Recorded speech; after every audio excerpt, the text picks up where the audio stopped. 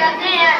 میرے عزیز دوستو، آزادی ایک بہت بڑی نعمت ہے اور اس کی حفاظت کرنا ہم سب کی ذمہ داری ہے۔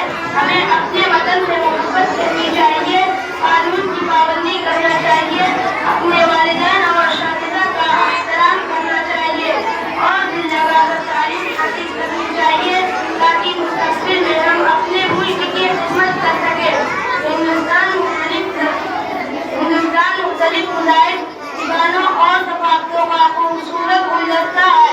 ہمیں ہمیشہ اتحاد، بھائی چارے، محبت اور امن کا پیغام عام کرنا چاہیے۔ یہی ایک مضبوط اور ترقی یافتہ ہندوستان کی پہچان ہے۔ آخر میں اللہ تعالیٰ سے دعا ہے کہ وہ ہمارے وطن ہندوستان کو ہمیشہ